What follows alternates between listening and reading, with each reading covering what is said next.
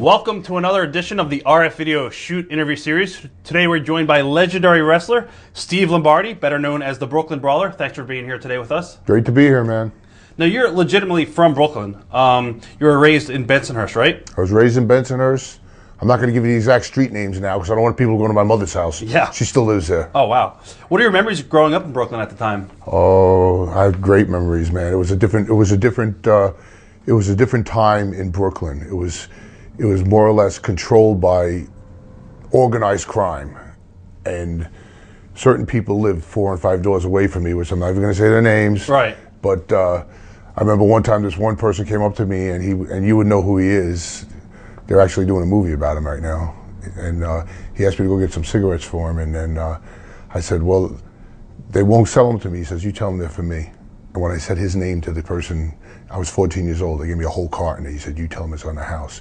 Then me, I'm like a 15-year-old kid. I'm walking into a social club. I go up to him, the biggest boss of them all, and I say, they told me it's on the house. He gives me $5. He goes, you did good, kid.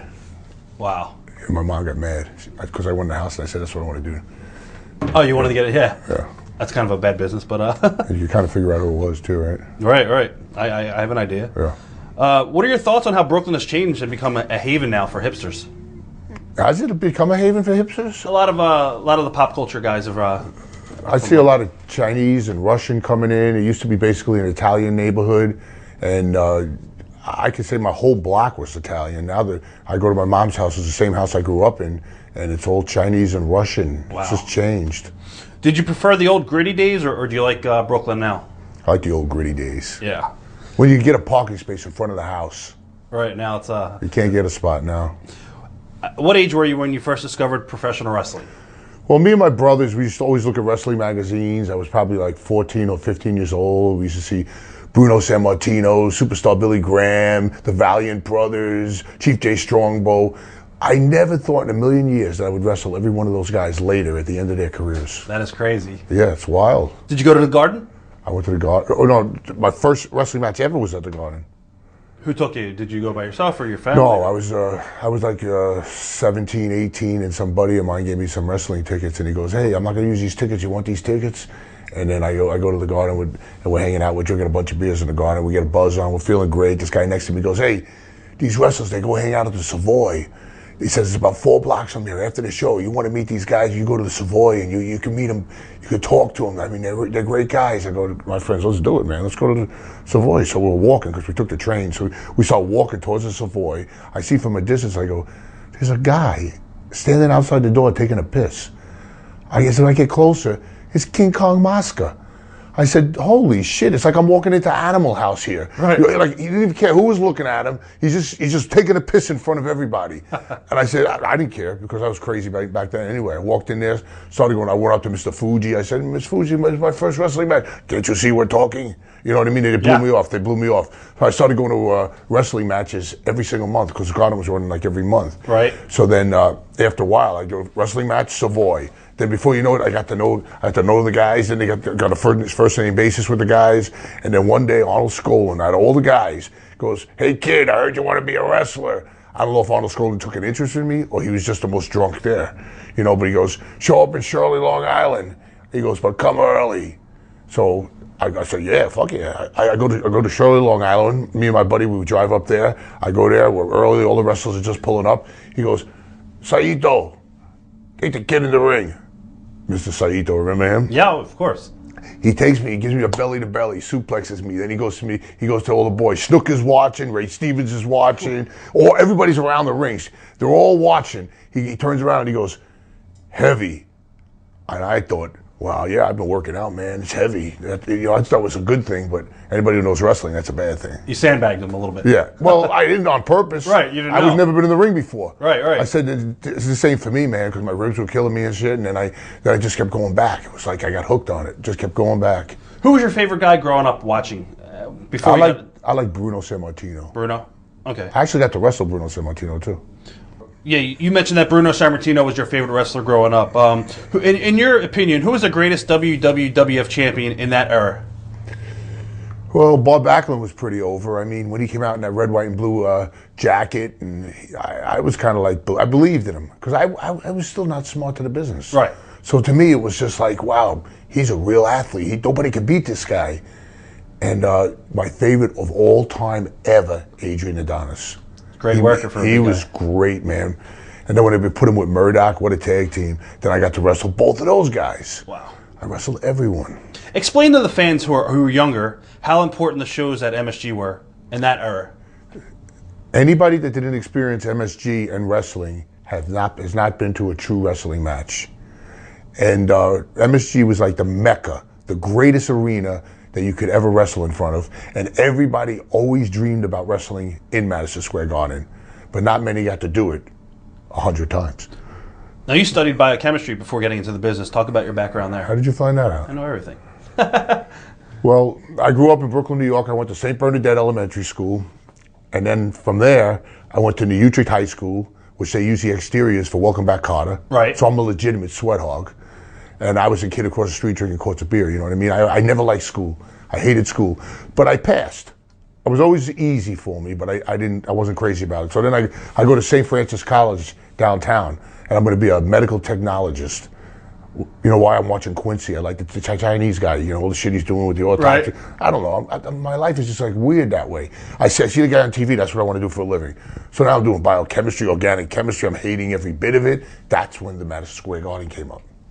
Now, when you got friendly with the boys from going to the hotel, and you got friendly with Arnold Skolin and Mr. Saito, and they got you in the ring, did they try to stretch you at all, or you know? No. They just try to, just a belly to belly. If you never took one, that would hurt you. Yeah. Because you're not used to it. Your body gets accustomed to the moves. So I don't think they deliberately tried to hurt me. What insight can you give into Arnold Skolin as a person beyond what the fans saw on camera? What was he like as a person outside the ring? Oh my God. Arnold Skolin loved booze. He loved his Crown Royal. Arnold Skolin is the only guy that I ever known in my whole life that would, everything was a cash business. So like if the house was 200 grand, he'd have 200 grand in his briefcase. And when Arnold Skolin got to the hotel, the briefcase would go under the bed and he'd go to the bar. That's crazy. And he knew, and everybody knew it. And I'm saying to myself, you're setting yourself up. I'm from Brooklyn, man. I'm streetwise. I said, you're setting yourself up. Somebody's going to get you. Somebody's going to get you. Nobody ever did.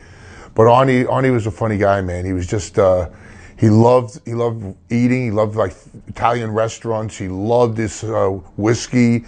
He was a real hard-nosed, a real, hey kid, what are you doing there, kid? You know, he had that kind of graspy voice. But I like him. I see his wife occasionally. She's a real nice lady. So do you credit Arnold and Saito as far as being your trainers? Would they be your mentors? No, I don't. I credit myself. I credit myself because I hung around and I never gave up. And when I started showing up, then they told me, show up at Allentown and Reading. And every time you come to Allentown and Reading, at least you'll make, I think it was $50. And I'm wrestling Piper 1 hour, I'm wrestling Sheik another hour, I'm wrestling another guy another hour, and then Hogan comes in. So this is before 83, 84, right? Oh, right around. Yeah, somewhere around there. So how long were you training before you actually got your first ring experience, your first match on TV? Well, all I did was about 6 months of judo. Right. And then I was all muscled up, and so they would put me in there with 7th-degree black belts, and I was like tying them up and holding them down, and the judo teacher was looking at me.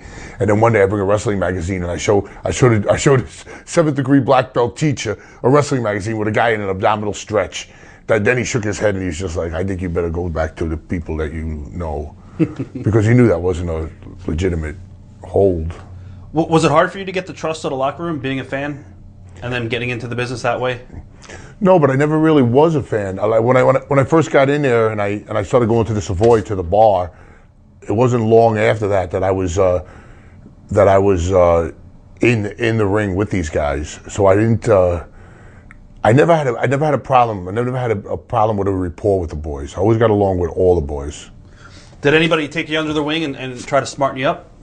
Hogan took me under his wing for a couple of years, and he I don't know if you want to call it smartening up. You know, living his lifestyle. Like when he came in the dressing room, when he first came in the first day, I saw marking out for him because he came off for Rocky 3, and I'm saying, hey man, Red, you're unbelievable, you're larger than life, you're this, you're that. He goes, bro, stop marking out on me. And he goes to Vince McMahon and says, I want Lombardi with me everywhere.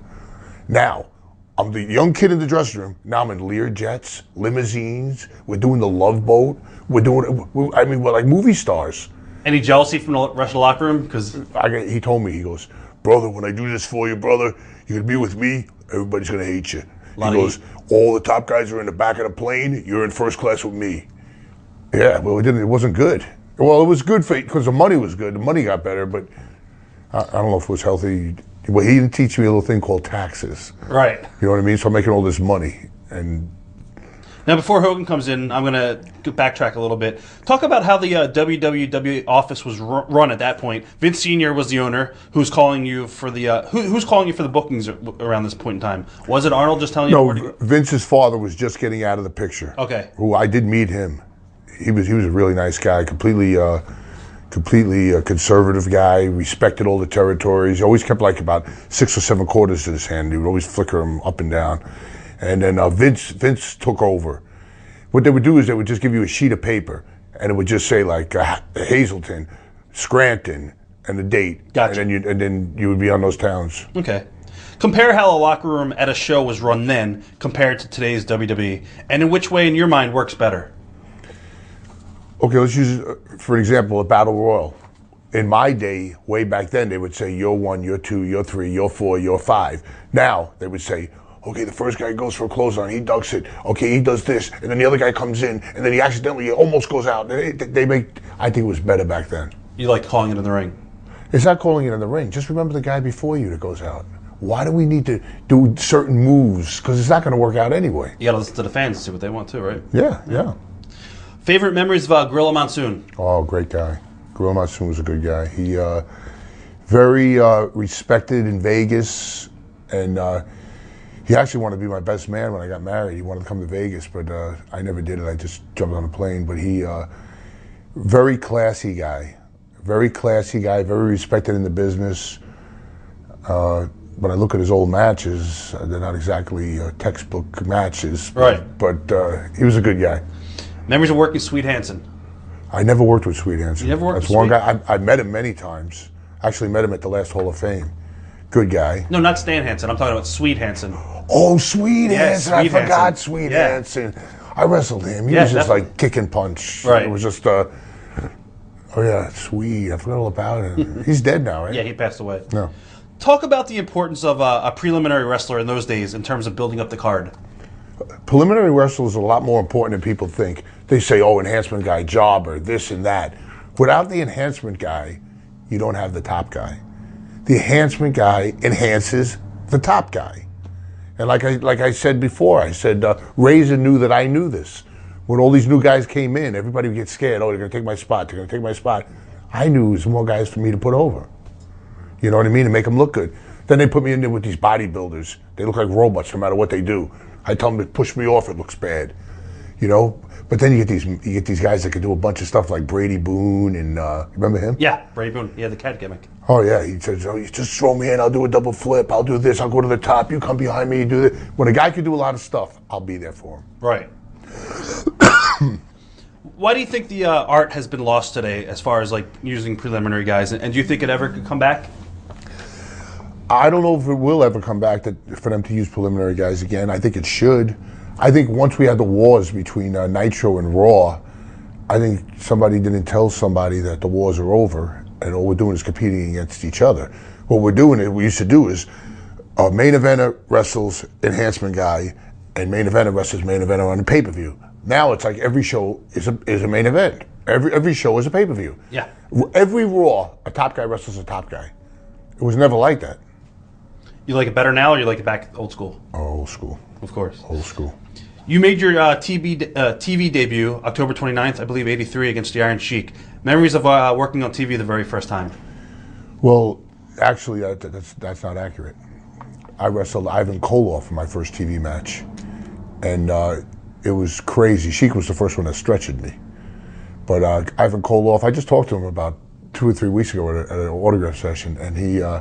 I'll never forget, he did that thing where he went to the top and he put his knee in my back with my back facing him and he came straight down on my back. And it was great because for the first time in my life, in the streets of Brooklyn, people would ask me for my autograph. Oh my God, you were on TV. It didn't matter if you were an enhancement guy or a top guy.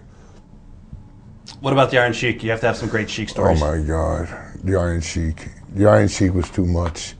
He walk into restaurants. I travel with him quite a bit. Oh, yeah. He'd walk into a restaurant and he goes, to the waitress, he goes, "Do you know who I am? I am tallest bodyguard. I win gold medal. You give me free beer and food. I can't do that, sir. I'm not the owner. I can't do that. You fucking whore. I mean, it was like that. It was like that. It was hysterical back then. Today they would call the cops and they would take him out. Right. But I'm telling you, man, it actually happened. I believe you. I've eaten with him before and seen it firsthand. You've had a chance to work with some incredible wealth of talent in the 80s. Was there anyone that you really learned from most in the 80s when it comes to conducting yourself in the locker room or learning in the ring? I think Bret Hart was a good guy to learn from, because when he first came in, he was like a complete opposite from what Vince was using. You know what I mean? That baseball hat on backwards and looked like a normal kid. He wasn't muscled up. He wasn't this, but he was technically sound. Yeah. He was quiet. He told me always read a book. Don't ever get involved with the conversations. I'm not a reader. I'm not into that. But he was always trying to tell me stuff like that. Some early members of Bruno, Pedro, or even Bob Backlund, they were the three major WWF kingpins prior to the Hogan era. How do you compare them in the ring and how they conducted themselves? Pedro had a hot temper. Pedro was, when he threw you in for that gut shot where he slapped you in the stomach, that was a real deal, man. He would nail you. Right. If something didn't go well, Pedro would come in the back, he'd take a chair, throw it against the wall. Bob Backlund's memories, you'd walk in the dressing room, he'd be hanging upside down in the stall in the bathroom with the gravity boots. He was very into the step test. And who's the last one? Bruno. Oh, Bruno was just. I met Bruno when he came in later. I wasn't actively wrestling when Bruno was here. I came in when Bruno started doing commentation with Vince. Right. And then Vince wanted them to have one more match, and he said he would if he had it with me. And he still tells that story to this day. He says, because he watched me and the way I take care of people and the way I was working with people, he goes, I'll work again if I work with Lombardi, and actually Danny Davis as Mr. X. So it was David and Bruno against me and Danny.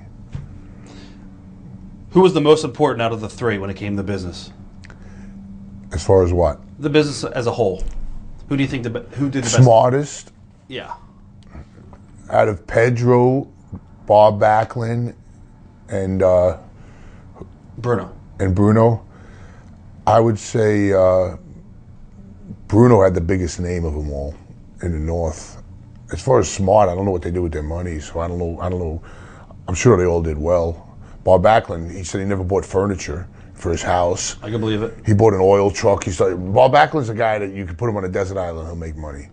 He goes to the local Y to take showers to save money on his water bill. Oh yeah, That's yeah. true. And Pedro, I heard he was doing something with a school or. He's sick now, so. What's wrong with him? Yeah, I don't know exactly, but he's doing pretty bad. Really? His health is. He's got to be in his 80s, huh? Yeah, he's up there. Yeah. He's up there. What was the locker room reaction when Vince Sr. Vince Sr. was going to step down and Vince Jr. was going to take over the company? Well, Vince Sr. got sick, Yeah. and then Vince Jr. Vince Sr. was very high on Andre the Giant. He would have never liked the Hogan thing, you know what I mean? But Vince was high on Hogan. He's seen the future. I mean, Andre was a novelty, but not to be a regular every single day. Yeah, coming into the territory and then leave and. Yeah, Andre loved me. He actually had me drive him around and all that stuff. And You can tell some Andre stories. Well, an Andre story once was I called my mom. I used to pick up Andre on 47th Street. We used to stay at the Ramada, and I used to drive him up to Poughkeepsie. And Andre do whatever I asked him to do. I said, Andre, can we go to this restaurant? We go here, we go there. I said, Andre, let me do me one favor. Come and meet my mother. So I called my mother up. I go, I got this young kid, this new wrestler. He just started. I want to bring him by. I want to bring him by the house. She goes, oh, okay, that's nice. And I bring Andre to my mom's house. And he was like so happy. He was hugging her. Right. You know. Compare, I guess, Vince and Vince Sr. On the immediate changes you and the other guys noticed right away. How would you compare them? I would say Vince Sr. had cared about the territories, cared about the little territories, which I think is a good thing because they develop talent. And Vince Jr., he just went in everybody's backyard. You know what I mean? Just opened up everyone, put everybody out of business. But then he opens a performance center, and he's trying to do what the territories were doing. And I think the territories were doing it better. Because you can't take a football player, put him in a top scale environment like the performance center, and turn him into one of us. It doesn't work that way. They need to work every The territories bring the people that really love it. Yeah. And it's a dead thing. Nobody really has a passion for the business anymore. They're in it just for the money. No, it's true. What are your memories of how everyone reacted to WWF going national and starting to pretty much run other markets, the base out of, I think when I seen Saturday Night Main Event for the first time, I think it was in St. Louis, and then that was the first national thing, and I think everybody was pretty excited because it was just a Northeast territory. We would just go like from Rochester, Buffalo, all the way to Maryland. It was really close. Nobody ever flew. My first plane ticket was to Pittsburgh, and I thought I was going around the world. Do you remember your debut at MSG, by the way? Yes. Was it Mad Dog? Mad Dog Vachon. What are your memories of that match? And how important was that to you personally? My memories of Mad Dog Vachon in my first match in Madison Square Garden was getting hit in the head with a metal chair about 5 times, and him doing that thing where you pull your cheek like that, but you're really ripping my mouth. I mean, he was just rough. He was just a rough. He was everything that you should not do in wrestling as far as. He didn't take care of you? It's not that he didn't take care of me. I don't think he took care of anyone. I think he just was a tough son of a gun. Right. Now, you lost that match, but I think a month later you beat him at the Nassau Coliseum. Is that true? No, that's not true. Okay. Somebody had said that. I didn't know how true that was. Memories of Sergeant Slaughter? Sergeant Slaughter, great guy. First guy I ever did a sunset flip on. Always a great worker. I used to admire that thing he did where he throw him to the corner and then he hits his head on the post. He goes over the turnbuckle, hits his head on the post. And I actually copied it for a while and did it for a while. Slaughter was still a good guy. I still see him occasionally. Big John Studd? Memories of Big John? Big John, I was in matches with him where they put three in the ring and he squashed all 3 of us. He threw us in the corner and then smashed us. John Studd was not a personable guy. He wasn't a guy that you would sit down and shoot the shit with. Dr. D, David Schultz. Ooh. Dr. D, David Schultz was just seen him about a month ago too. He was one tough son of a gun. He was legitimately a bounty hunter. He was rough in the ring. Paul Orndorff. Loved working with Paul. Paul was like textbook perfect in the ring. Everything he did, but he didn't hurt you. Even that pile drive where he jumped up and he came down on you, never hurt you. Iron Mike Sharp. Oh, he was a gimmick. One time I was in the Philadelphia Spectrum and I had Mike Sharp, and you know how he is. Wait a minute, I'm not ready. Isn't that? We go to lock up, we headbutt. He gets juice. Please, I get nothing. So we just go to lock up. We hit heads. It looked like I killed him. Right. And he just went, oh, wait a minute, I can't believe this happened. I was in the dressing room for hours and hours. And he was always the guy that would be in the shower for 2 hours. He'd put deodorant on, he'd wipe it off. He'd put deodorant on, he'd wipe it off. And then there was even a story one time. Everyone tells the same story about Mike being in the shower and everyone's. Yeah, but they tell the story where he's the last to leave and they let the dogs loose in the building, the security dogs. No. Yeah, that's one of the stories. Oh. What about Rocky Johnson? Rocky Johnson's okay. I don't know how the hell he produced Rock. Right. But two different animals. Yeah, 2 different animals. Now, I believe it was the very first Championship Wrestling TV taping in Poughkeepsie. WWF does an angle where you lose to Kamala, but afterward Hogan comes out and shows you respect. This never really went anywhere beyond that moment. Why did that happen? And why did it? I kind of remember that, but I don't remember it too well. I remember standing in the ring with Hogan, and Kamala was mistreating me. Is that what was happening? Something like that, yeah. I don't know. You can't ask why in wrestling because everything changes like the wind. I think you were working as yourself against Kamala. And then Hogan saved me or something. Yeah. I remember it, but I don't remember the details. Yeah, It was a long time ago.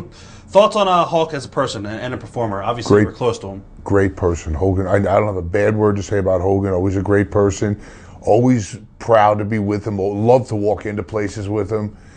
And I stood at his house. His wife made us meals, sent us with coolers out of the house, and he's a unique individual, man. He was a great guy. I just love Hogan. Everything about him. He was like a cartoon character. He was like larger than life. He was on the front cover of the Sports Illustrated, the most recognizable sports entertainer in the world. Why do you think he took off as such a massive superstar? I think it was his look, and that Rocky movie helped him. Now, one of his biggest foes in the business, and probably did a lot of business for the company as a whole, was Roddy Piper. What are your memories about Hot Rod? Oh, I love Roddy. Roddy Piper. Do you remember the Piper story? Oh, yeah.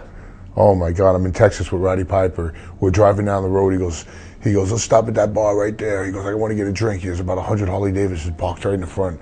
I go, Roddy, we can't go in there because the first thing they're going to do is they're going to look at us and they're going to want to fight us. So, because it's a rowdy place. He goes, now we are going in, you know? Right. So we go in the bar. Everybody turns. Music stops. I always reference that scene in Animal House when they walk in the bar and everything stops. Right. It was kind of like that. Roddy walks up to the bar. He orders 2 shots of Jack Daniels. And this big guy, 300-pound biker with leather cap, the whole deal. He looked like the big boss. Goes up to Roddy's drink, picks it up, puts it in his mouth. He goggles and he spits it back, puts it back on the bar. Looks at Roddy right in the face. Roddy picks up the glass and goes, "Glad to know you." And then when he did that, everybody laughed. Drinks were flying. He disengaged the entire problem. It wasn't even a problem. Roddy couldn't care less. He would have loved to have a fight. Did you ever have any? Did you ever witness any heat between him and Hogan for the top spot? No, because nobody could touch Roddy on the mic. Yeah, best talker in the business. Yeah. As the company starts to expand nationally, are you offered a contract at this point? No contracts then. Okay. They're doing about 2 to 3 shows a night and an insane schedule. At what point did you know that you had a full-time gig with the company? You never do know. You never do know if you have a full-time gig. You could work 4 weeks in a row and then not get bookings for 2 weeks, and then if you get hurt, forget it. Walk us through how rough the schedule was from a touring standpoint. Oh my God. We were working like 17 days in a row, and then 3 days off, then 4 days in a row, then 3 days off, then 17 in a row, and then 3 days off. It was rough. What was the worst schedule that you could remember undertaking? Oh my God, doing like a 17-dayer and then jumping on a plane and going to Australia or New Zealand and being out there for like a week and a half. Did you ever crack? No, I never was a cracker. I was always the guy to do everything he was supposed to do. And going back to Hogan, did you consider him one of the boys, or was he different? Did he have his No, he did not have his own locker room? He might have had his own locker room, but he very rarely. He was one of the boys. He always wanted to be one of the boys. He never wanted to be the prima donna type wrestler. Was he approachable to other talent? Definitely. Okay. Memories of George Scott during his time of booking? George Scott, when he came in, George Scott died too, didn't he? No, I think, yeah, I think he did. I remember when George Scott first came in, he loved Ric Flair. He wasn't high on Hogan. He wanted to get rid of Hogan to bring Flair in. It wasn't going to work. Right. I mean, I love Flair to death. Flair's great. I even told Flair that. I says, when George Scott came in, he wanted to bring you in. He goes, I know. But it wouldn't have been the same impact. I don't think it would have been. How did the NBC deal change how WWF did business? Obviously, they got hooked up with NBC. They did Saturday Night's Main Events. And yeah, what's that guy's name? I know exactly who. It's on the edge of my tongue. Yeah, he was in a plane crash. And, yeah.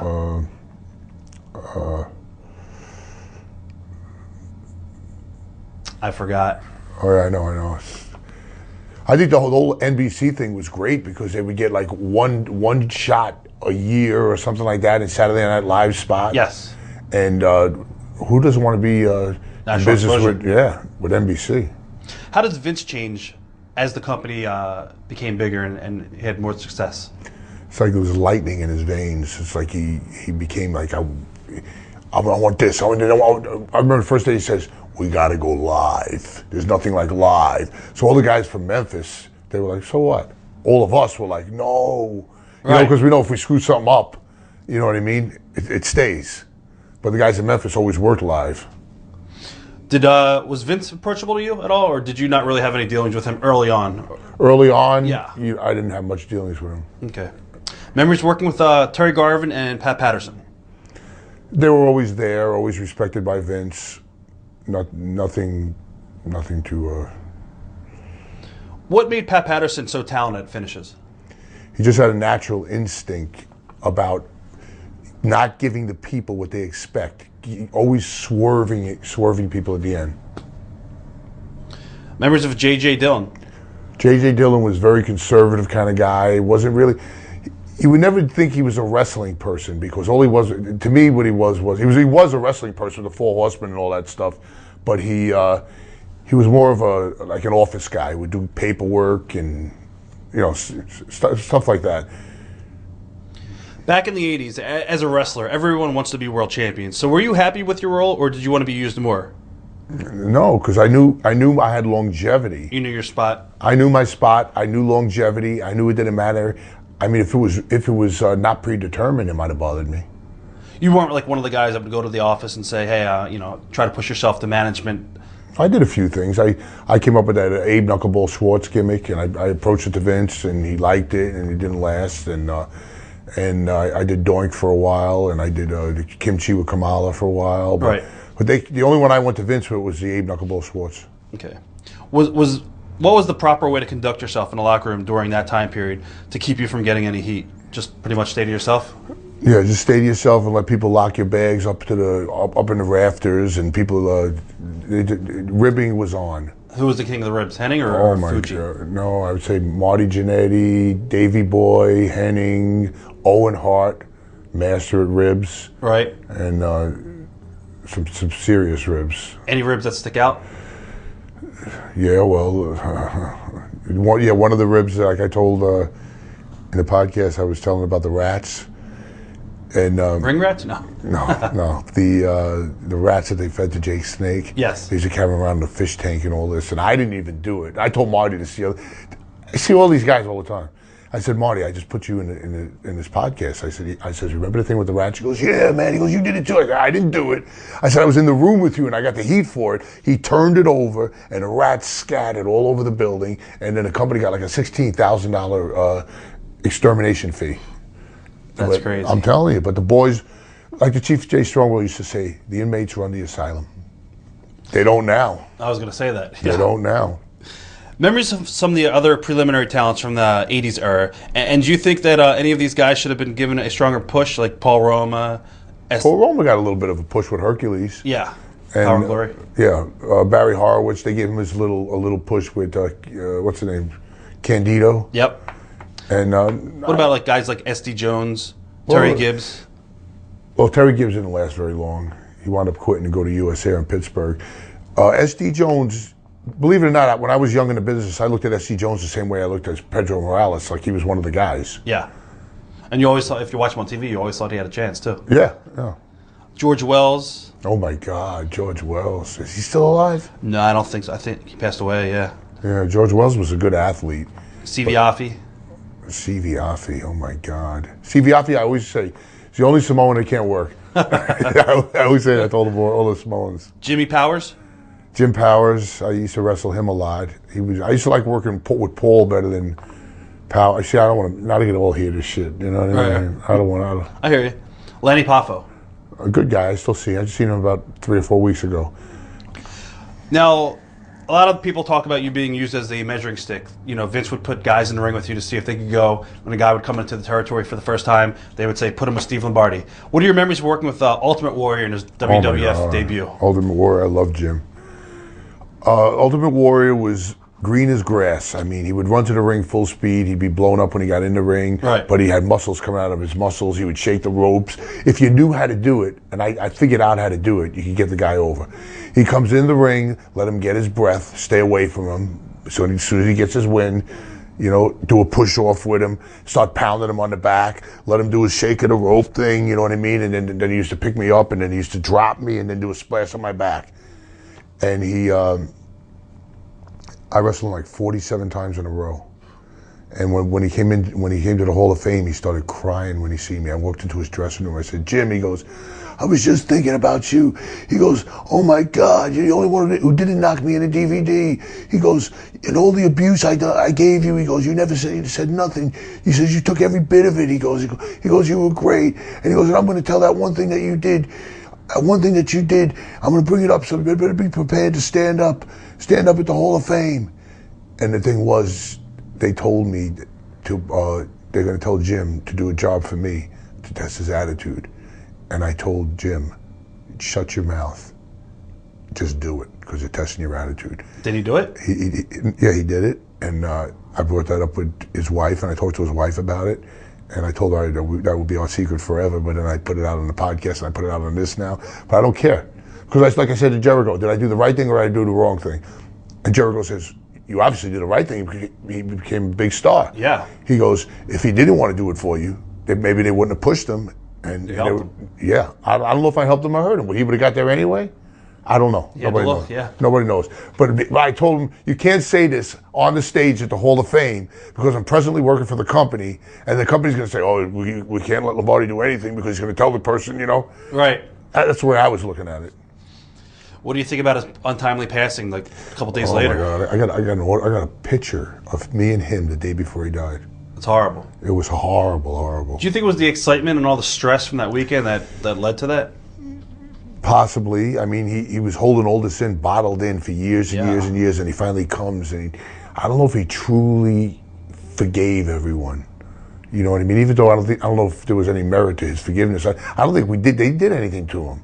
Right. I don't know all the what actually happened between him and Vince and all that stuff, but I know he made a lot of money, and it was freaky because the Raw before he died. It was after WrestleMania. Yeah. Did you hear that speech? Oh, yeah, it was crazy. When my heart stops beating, my legacy will live on forever. It was like he knew.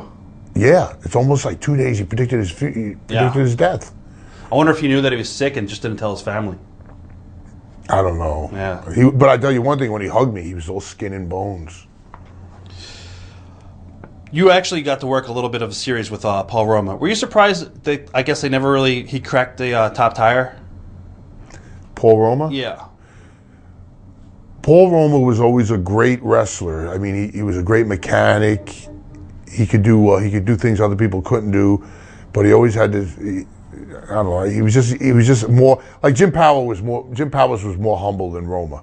Roma was more like, I'm it. Talk about going to Australia for the very first time. Oh, that was cool. I did Melbourne, Perth, Brisbane, and Sydney in 4 days. And the funny part about that is, like 26 years later, Hugh Jackman comes to the show. I was going to ask you about that. Yep. Yeah, Hugh Jackman comes up to the show, and he's going to guest host for that movie with the robots. I forget what it was. Robot. Remember that one? Yes. So he comes up to me. He goes, "You're the only guy that I recognize in this building. I don't even know who Senna is." He said he called Cena Senna. He goes, "Do you mind if I take a picture with you and tweet it out?" Wow. I says, "Man, I'm supposed to be asking you this." Right. So he takes a picture of me and he tweets it out, and then he does an interview with the company. And he goes, "In 1984, he goes, in Sydney, Australia," and he named the name of the building. He goes, I went to the wrestling matches with my dad. I wasn't even an actor, and I watched the Brooklyn Brawler wrestle, and I remember him from then, and I remember him today now. The only difference is that he had a beard then. He don't have a beard now. And ever since, then he came back again, and he took a picture with me again. And for some reason, he just respected that. Who came up with the idea of you working with Kimchi? The office just called. They just need somebody to put on the road. They just needed a body and a driver. What was Kamala like outside the ring? Complain. Always. I don't know. I usually say, "James, your sugar. Keep an eye on your sugar." And he just used to go, "It don't went away. It just went away. My diabetes just went away." I was always on him for that, and then he got real bitter later on, and then his author just called me up. What the hell is his name? The one who wrote his book, Casanova or something like that. I'm not sure. Whatever it is. He calls me up. He goes, "James just wants you to know that everything he ever said about you was all a rib. It was all a joke, and he did it all in good faith." And he says, "You mind if I write your book?" I said, "No, you can't write my book.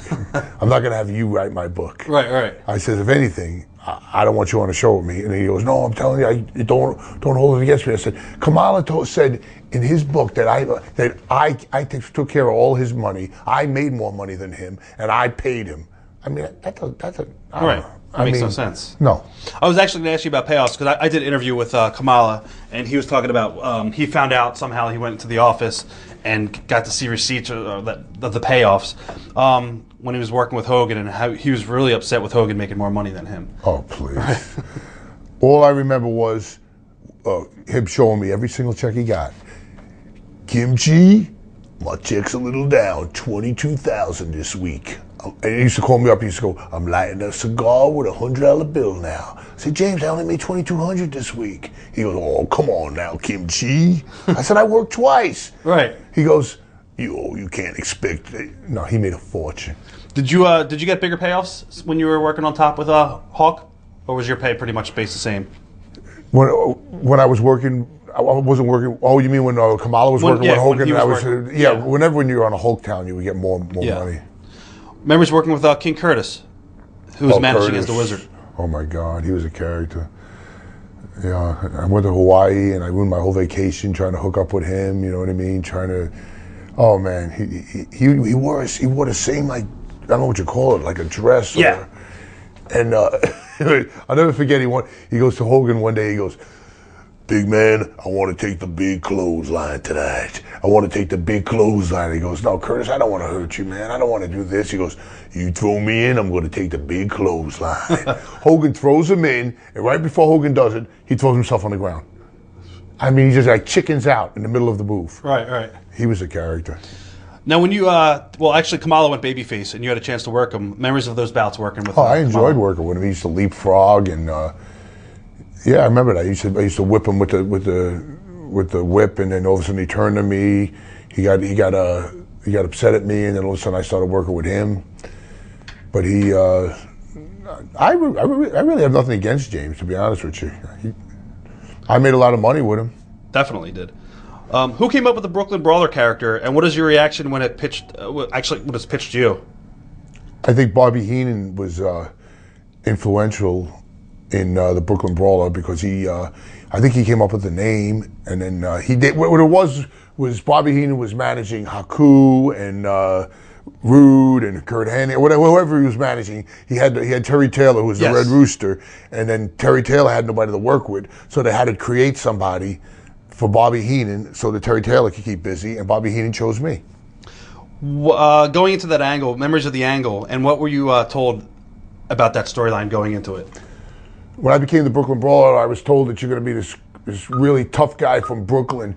I says, and you're gonna come into the set where they did Gorilla Monsoon and Bobby and Terry. They were doing like a talk show, primetime wrestling. And I remember saying, I don't want to hit him with the stool. The stool is cushioned, and it looks like shit when you do it. I said, let me use this billy club. They said no. They said no. It was like a plastic billy club. I said no. They said no. Use the stool. Use the stool. And when I look at that video to this day, I say to myself, I was right. I shouldn't have used the stool. I should have used the billy club. And then I felt like I was getting like bad heat, like putting Monsoon in the hospital. But it was fun days. It was fun.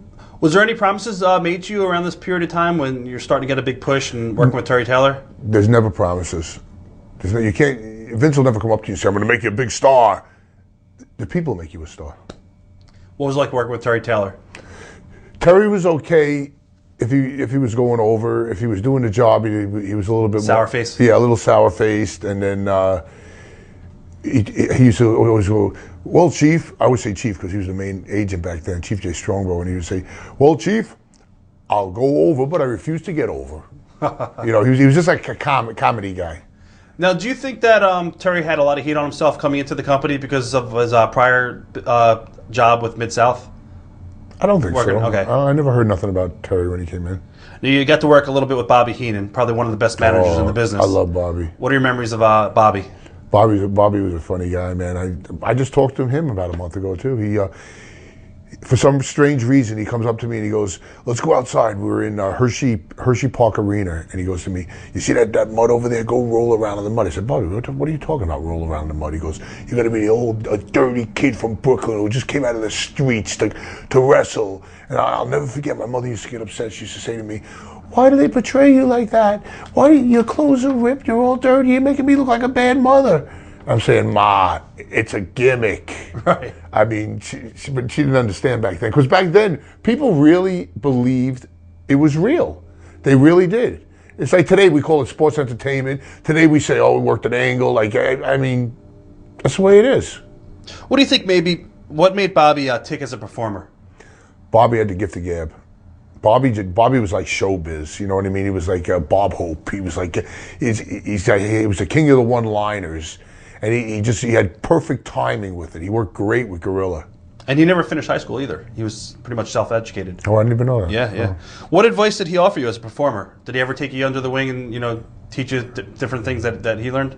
Yeah. Had a drink with Andre the Giant, and when I go in the bathroom, Andre the Giant, I'm drinking rum and coke, and Andre tells the bartender to put 151 in all his drinks. You know what he taught me? When he shares a room with me and he plays that rib on me, I'm going to get up and piss on him. Right. Because that's what I did. I got up so drunk that I peed on Bobby. What did he say? 'Cause I heard the He story. he was so drunk he didn't know the difference. He woke up in the morning. He goes, I think I pissed the bed. I said, Bobby, you didn't piss the bed. I got up because I remembered later on that I did it. Right. I did it twice. I did it once to Lanny Poffo in New Zealand. I got up. I was sharing a room with him, and I pissed in his bag. Those are the days when you ever get filthy drunk like that? Oh yeah. Yeah, where you like stumble and then you don't know where the bathroom is and you just piss in the corner of the room. Right.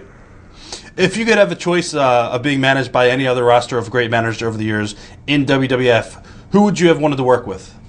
Who would I want as a manager? Yeah, if it wasn't Bobby. If it wasn't Bobby, Paul Heyman. Paul Heyman? I love Paul Heyman. I think he's the greatest manager. No, advocate. Don't say manager, advocate. Right. Paul's great. Do you remember Paul from back in the day, going into the locker room as a kid? Or no, you weren't even. Yeah, you were way Paul's after that. a few years older than me, Yeah. but Paul's got like a sixth sense about wrestling. I always said to Paul, I said, Paul, my only regret is that I didn't come to ECW. He goes, no, don't ever say that because you got longevity. I says, yeah, but if I came to you, you might have developed me in a different way, and I might have came in. I might have been used better with the longevity. He goes, don't ever say that because no one's ever broken my record, and no one ever will. You think anybody's gonna ever be in WWE for 32 years? No way. Never happened. Never. Just happened. Howard. Yeah, but And it's he doesn't different. have to take a bump. Yeah, that's what I'm saying. Right. Oh. No, you're definitely right. Now, at WrestleMania, it turned into Bobby Heenan versus Terry Taylor, and not yourself. WrestleMania 3, Trump Plaza in Atlantic City. I think it was five. Yeah, five. Were you let down about that? Why would I be let down? You didn't care that? No, it renewed the whole angle. Okay. Because Bobby wrestled him, he got beat. Bobby got beat like in 3 minutes, and I beat the shit out of Terry Taylor, left him laying, and then I ran out of the ring, and then Terry Taylor threw my hat to the audience, and then I did a promo in the back, and then Vince goes, "What happened to your hat?" I said, "Oh, I don't know, I must have lost it." He goes, "No, you're covering for Terry. I seen it on the air." I said, "Well, I'm not a stooge. Wow. I'm not a stooge." Huh. I think he respected that more. Yeah, definitely.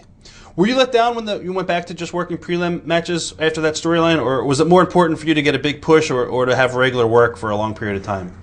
I think it was more important to have regular work for a long period of time, and having the push and then going back to preliminary, you still have that street credit for having done that. Now, I believe it was WrestleMania 6. You worked dark match. It was the Sky Dome against Paul Roma. Memories of working? Was that 6? Yeah. You mean the Silver Dome? Wasn't it the Sky Dome? No, the one in 6? Detroit. I believe so. Yeah. That was WrestleMania 3. That's when Hogan slammed Andre. No, that was 3. But didn't you work WrestleMania 6? I don't remember. I worked a lot of dark. It was 1990. But in the summer of 1990, Shane Douglas comes into the company, and he worked underneath role in WWF, including a dark match at SummerSlam 90 against you before departing the company. Memories of wrestling Shane, and why do you think he never clicked with the WWF during either of his runs? I don't have too many memories of Shane. I was just talking to him like a week ago, and he's I don't know. He's still got that ECW thing in him, like because we were doing a convention, and then this guy comes in the ring. And he goes, "ECW is dead." You know, like you have a wrestling match there. He stands up like real proud. I said, "What are you gonna do? You gonna run in the ring?" You know what I mean? Right. Something about ECW guys that I respect. Yes. I don't know what it is. It's. You ever watch that movie Vision Quest? Yes. To me, tomorrow is a Vision Quest. I'm gonna tweet that out. I'm going to put Wrestling Tomorrow on House of Hardcore is my Vision Quest because I've never been in that order. That's the one place I've never wrestled. That's crazy. That's why I got to make an impact. I want to make it. I'm going to make an impact. You'll definitely make an impact tomorrow. Definitely. I got to. Memories of going to Japan, working for Tenaru, SWS. Oh my God. Oh yeah. I worked in Japan like 4 times. Always been at SWS. I worked with Tenryu, had a great match with Tenryu. Got to work with the top guy there, Tenryu. Yeah. And they're popping, they're going crazy, this and that. Tenryu comes all the way to New York. Tenryu comes to New York, they say, "Oh, Brawler worked with Tenryu in Japan, so they know each other, this and that." Tenryu, he didn't, he's broken English and all this shit. Same as Japan, same. Yes. Less stiff. But boring, because he wasn't in Japan. They were tearing the house down. Right. In New York, boring. Fans aren't. They didn't know him. Yeah. They didn't know him. You also got to team up with Rick Martel in Japan. Remember his teaming with Rick? Oh my God. Yeah. Me and Rick Martel against Haku and his partner, and I love Haku. He's a great guy, one of the toughest guys ever in the business. He goes to me, walk up to me, give me 2 stiff chops right in the chest. He goes, "I give you 1 chop, you take a bump." Sounds easy. gives me two. I give him 2 chops, pop him really good in his chest. 1, 2, and he used to do that thing with his hands where he used to go like this, and he like yeah, and then he did this. He goes for a chop right to my temple and knocks me out, knocked out cold. And Rick Martel's on the apron. He sees I'm knocked out. But when you're knocked out, it feels like 2 hours pass, but like 2 seconds pass. Yeah. Yeah. Memories of feuding with Big Bully Busick over who the true bully was in WWF.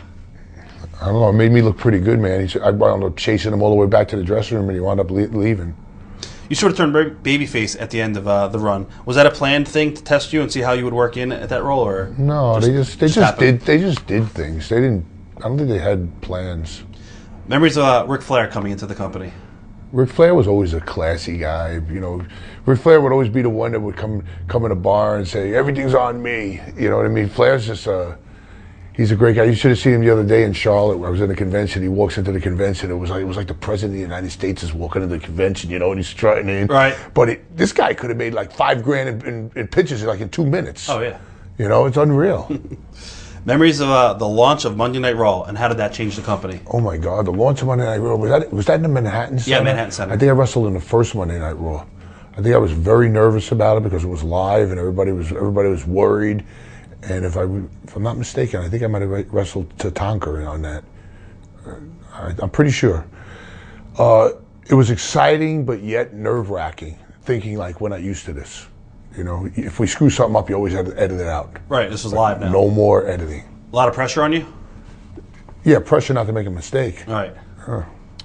Where did the MVP character come from? Was that something, obviously you said you pitched it. Damien Demento, remember him? Yes. Damien Demento was a pretty good artist. And I remember that movie, The Warrior? Yep. Warriors. And they had the baseball players. And I always had this in my head. And I said, Damien, I gave him a napkin. I said, draw me a picture of a face with a baseball thing on it. That's all it was on a napkin. And he did it really good, too. He did it real. So I go in, I knock on Vince's door. I go in there, I say, Vince, look at this. And he looks at it, he goes, his glasses come to the nose, he's looking, and he goes, and I know the magic words. It's never been done before. When you tell him that, he's fucking, his thing starts bubbling. Right. Never been done. Well, goddamn, we're going to do it. But he did it. We shot vignettes. We did everything. And then one day he says to me, I don't think we're going to go with it. Too much face paint. We got Doink, we got Goldust, we got you. I said, well, get rid of Doink. You know what I mean? Just jokingly. I was always jokey like that with him. Right. Going back to that, did you have a lot of freedom with that character? I loved it because I could do like sign language, and I could do a baseball punch, and I could do like a double axe handle. It was fun. Right. I don't know if it was not too over the top. Why was the character name changed to Abe Knuckleball? Because Vince says that we could be sued by the baseball commission, but then I seen MVP come in. Right. And you know what I'm saying? Come on. I said, Vince, why can't we call him MVP? Mervyn Vern Peterson. You know what I mean? Yeah. Oh, we don't want no trouble with the Major League Baseball, you know. So, and there might have been a rib to Abe Knuckleball Schwartz. Was it true the character was put on hold because Matt Bourne was let go as Doink, and I guess they needed somebody to play Doink beyond Steve Keirn? Was that around the same period of time? Matt, this is exactly what happened with the Doink with me. My phone rings at home, and Vince goes, Steve, Vince. Oh boy, I know something's gonna happen now. Right. You know what I mean? He goes, I need you to be Dink the Clown. I says, okay. He goes, I need you to fly to Calgary today and wrestle Brett in the main event in Calgary as Doink, because Doink was the top heel right then. I said, Vince, I have no problem wrestling Brett. I have no problem flying to Calgary. The paint job, I'm not going to be able to do. He goes, well, I want you to fly from Detroit to Cleveland. I think that's where Matt was living. His wife will meet you at the airport. She's going to give you the outfit. You fly to Connecticut. We'll have you picked up. We're going to take you to the studio. The girl's going to teach you how to do it. Then we're going to fly you straight to Calgary. And we actually did it. That's crazy day of travel. But it was the weirdest thing in the world because, you know, I'm wrestling as a Brooklyn Brawler. Okay, you know, so heat. And then all of a sudden I come out as the clown. And it's like, oh my God, I could feel the power of the push. The power of the character. push. Yeah. Favorite memories of playing Doink on the road? Favorite memory of Doink would probably be wrestling Brett in Calgary. Brett. In '93, you had a little run in Memphis as Doink. Do you remember? Yeah, I remember that. I was a little pissed off at that. I was in Europe and I was wrestling as Doink with X-Pac, And I always had great matches with him. I love working with him. He was one of my favorite opponents. And I'm wrestling as Doink, and then they tell me, you're going to go straight from Europe, you're going to go to Memphis. But I'm not stupid. I knew Bam Bam Bigelow had a friend, and I forget his name. Not Ray Apollo. I forget his name, but Bam Bam asked for his friend to be the new Doink. Oh, okay. No, I was gonna say Ray Apollo, but no. Okay. No, there's another name. If you said it, I'd know it. But what they did was they kept me out of the way while they debuted the new Doink, because Jeff Jarrett and Lawler came to while I was still in Memphis and said, "Hey, we got a new Doink there. Really great." They were riding me with it. Right. So it was Memories of teaming with Brian Christopher in Memphis and wrestling Jeff Jarrett and Tony Falk. I loved working with Brian Christopher. He was a talented worker. He had it all. But now I just seen him the other day. He told me he's getting a knee replacement and all this kind of stuff. Back in '92, '93, he was probably one of the best. If Brian had his head together, and if he didn't have any demons, he would have been great. Awesome on the mic, incredible. Yeah. Okay, let's go back to Memphis. Talk about Jerry Lawler. Memories of working with Jerry. I love Jerry. I just worked with Jerry like 2 or 3 months ago. Worked in a baseball stadium upstate New York, and they were cheering me and they were booing him. Only because we were in New York. But he's a pleasure to work with. Easy. But I'm saying to myself, oh my God, I was in Montreal when he took that heart attack. I was saying, I'm watching him. They had to give him the shockers 9 times. I said, if he dies in the ring with me, I'm going to be the guy that killed him. And then he wants to do a push spot, right? And I'm pushing him on the side of his shoulders here. I'm doing, I'm trying not to touch his chest. Yeah, I don't want to be the one to defib his chest. Because if you ask him to this day what caused it, he'll say it's because Ziggler dropped 7 elbows on my chest in a row, which might have, I don't know. I said, then why did you need a stent? Yeah. You know what I mean? I don't believe that. Any idea why Ray Apollo was hired to play Doink full time as opposed to yourself or even Steve Kern? It wasn't Ray Apollo. It was another name. Yeah, you don't want to mess that up. Yeah, I don't remember. All right, I can edit that out. Memories of finally making your pay-per-view debut under a mask as one of the knights for Bret Hart's team, for Shawn Michaels' team. I believe it was '93 Survivor Series. Yeah, I was on Shawn Michaels' team, wasn't I? Yeah. Yeah, Jeff Gaylord, remember him? No, I remember Jeff. You were on Bret's team, I think. Oh, was I on Bret's team? Yeah, Jeff Gaylord was doing the gig all in the house shows, and then when the pay-per-view came, they told Jeff to give me the suit, and he was pissed. You know what I mean? They just made the decision. And Jeff has passed too now. You know, did you know who he was? Yeah, he passed away. I don't know. He was in jail for bank robbery and this and that. Oh, he was just a clusterfuck. I remember he worked Memphis back in the day too. Yeah. Yeah. And he was an athlete, man. Oh, yeah. He had all the tools. He looked like Brian Lee a little bit. Big guy. Big. Remember that when Brian Lee did the Undertaker? Gimmick, That was like twins. Thoughts on Bret Hart and Shawn Michaels as talents? Bret Hart and Shawn Michaels on talents, just as great, completely opposite.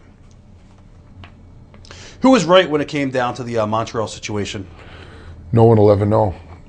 Some people say to this day it's a work. I don't believe it. I was going to ask you, what are your memories of backstage afterwards? I don't. You see, everybody says, well, apparently Bret punched Vince in the face and he walked out. They videoed the whole thing. And not the punch, but Vince coming out and he had no marks on his face. And I asked Bret, I said, Bret, be honest. He goes, I swear on my children, it was not a work. But to this day, many wrestlers still tell me, oh, it was a work, because you made Vince the hottest heel in the country, and he gave Bret a great spot in WCW. Was everyone shocked that Vince was hit by Bret? Everybody was shocked, shocked that he was hit by Bret and didn't have one mark on his face. Right. You know what I'm saying? Yeah. I believe it was true. A lot of people don't. How did WWE change behind the scenes once Bret left for WCW? I don't think they miss a beat. They don't miss a beat with anybody. Even when Hogan leaves, for some reason, nobody's bigger than the company. Getting back to your career, we start to see a pattern here with a lot of talents who debut for the company, including The Rock and Bob Holly, are given to you to have their first matches in the company. Talk about what you were looking for them in new talents and when you're given this responsibility. It's funny, like right now, I got a very good eye for spotting talent. Like when I'm in the ring with a guy, I could lock up with him and I could feel him. I could feel if he's the way he feels, his instincts. When we get pushed to a rope, how he acts. We push me to a corner, how does he react to that? I could feel that, and I would look for that, and I could always say, well, this guy he'll be mid card. this guy will be mid-card. I could always tell. To this day, I could tell because now I'm running Michigan, and I'm getting all these new guys, and I'm looking at these guys, and I'm saying, I see money in this guy, but the guy who owns the company doesn't see the money in him, but I do. And I was in a battle royal with him, and when I got in a battle royal with him, I felt the chemistry. It's a very weird thing. It's like you have a sixth sense. You develop it. Some people in business 40 years, they never develop it. I have it. I feel I have it.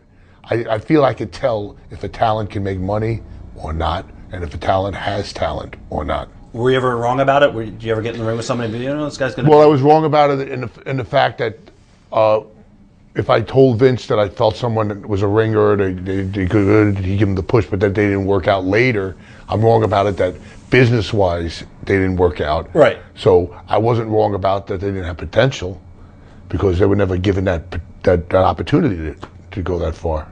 Memories working with The Rock when he first came in. The Rock, Corpus Christi, Texas, 1996. He just tweeted it out not the other day, about 3 months ago. Right. And he goes, the WWE legend, and I had my first match in front of 15,000 strong. This is how it was. I had The Rock's father's first match too, Rocky Johnson. And Rock was like a little skinny kid, like playing. It wasn't on Nintendo or nothing, but he was like playing with his little toys in the dressing room. He was a skinny kid with an afro. You never would foresee him becoming what he became. So then later on, as he gets older, he's playing football. He dropped off the face of the earth because nobody follows football, follows wrestling. So then I get the call. We got Dwayne Johnson coming in, and we want you to have his very first match. And then I fly into Corpus Christi. He's already there, and he's in his hotel. So I go to his hotel and I look at him. And first thing out of my mind was, and I say this in every interview, Jock. You know what I mean? One of those guys that great football player will never make it in wrestling because he was big, he was bulky. He's not like he looks today. Right. But so then we go to the arena. It was a good crowd, like 10, 12,000 people. He says 15, but I remember I said, can you do this? Can you leapfrog? Can you do that? Can you do this? And he goes, yeah. Then I read his book and he goes, yeah, when Steve told me all these spots, he goes, I said, yeah. Then I went in the corner, I wrote them all down on a napkin. He was really nervous about it. Yeah. But then we get in the ring and he's hitting everything. Double leapfrogs, hip toss me, boom, duck this, duck that. He's hitting everything really good. He got his contract that night. Wow. We went to dinner that night and he goes, I'm not happy. I said, what do you mean you're not happy? He goes, I want more. I said, you better shut your fucking mouth. I said, you got $7 to your name right now. They give you a contract. I said, now you're going to tell me you're not happy. They say, fuck you. Yeah. You know what I mean? And he goes, I talked to him about that too. He said the figure was different, but he said, they wanted me in WCW. I didn't want you in WCW. I didn't even know who you were yet. Right. But he was a trip, man. I'm telling you, at first they hated him. Rocky sucks. Because they said, listen, we're going to make him Rocky Maivia, his dad's name and his grandfather's name. And he goes out right away and they reject him like they do, like with Roman Reigns sometimes now. Yes. They reject. You can't push somebody down somebody's throat. They start pushing him. Rocky sucks. Rocky sucks. He comes back. He goes, I don't know why they're doing this. It was really bothering him. And then he starts reinventing himself. And I'll never forget that they were doing a Nation of Domination. And I was working, by that time I was doing interviews. I was wrestling plus doing all the pre-tape room, and I was booming all of them. And I would boom like Ron Simmons, then I would boom this guy, and then I would go to Rock, and Rock had that special spark in the way he talked. And then I could see that he had it. So the big turnaround moment with Rock was when he walked out to the ring and he said, all you people, when I come out, all I hear is Rocky sucks, Rocky sucks. You know what I got to say to you? It doesn't matter what you think. Now, we love you, we love you. It like reversed it. Yeah. Tell the people to go to hell and they'll love you. Do you think it is a case of the company respects you to the point that they trust you to evaluate and test the talents back then? Back then they did. Yeah. Well, they would judge it themselves. They would watch me wrestle the guy, and they would. I didn't have to go, yeah, he's got it, because they could see he's got it or he don't have it. When Major League Baseball, I guess, had their shutdown in '94, knuckleball shorts came back, and I guess it was a way to return and mock the situation. Did you think this was going to get you a new push, or was it just a way for the company to play off the angry emotions of baseball fans? No, actually, I came up with the gimmick before the strike even happened, and then Vince was like had it like you know in his mind and all this, and then when the strike came out, he goes, "How good is this? The strike!" Yeah. So then it definitely accelerated it. What was the backstory of you presenting the Steve Lombardi Trophy on the Raw Bowl in '96? Oh yeah, because when we said that we're going to present the Lombardi Trophy, the NFL thought they had a hell of a lawsuit against Vince, but by putting my picture on it and calling this the Lombardi Trophy, my name is legitimately Lombardi, so they don't have a leg to stand on. Right. But I think that I don't know because I was never told this, but I think the whole time, the whole Raw, we said tonight, the WWE, it was WWF back then, will be giving out the Lombardi Trophy. It was called the Raw Bowl. You know, the NFL, yeah. The NFL was going like this. You know what I mean? Because right. if they actually showed a trophy that symbolized it, they could hit them with a multi-million-dollar lawsuit. But then when they see my face on the top, it's the Lombardi Trophy. Well, they do have a Lombardi there. Talk about the night you won the WWF title shot during a battle royal at MSG. Oh my God, it was a house show, Madison Square Garden. It was a battle royal, and Ken Shamrock was supposed to go over. Ken Shamrock hurts his sternum, his chest, like he fractured his sternum. So the agents, now they call them producers. 10 years from now, we'll probably call them something else. But anyway, they go, Shamrock can't wrestle. He's hurt, Vince. He's hurt. Vince is just, I was kind of like listening from the outside. Right. And then Vince is like working on papers and stuff, and he just puts he always puts his glasses down at the tip of his nose. Put Brooklyn Brawler over, he's local. Not knowing and not remembering that he advertised the winner of the Battle Royal wrestles the world champion at the next Garden show. And you knew this, you just don't want to say anything. I knew it. Who would say something? Yeah. You know what I mean? I don't think Vince would say something if he was in that, if he did that.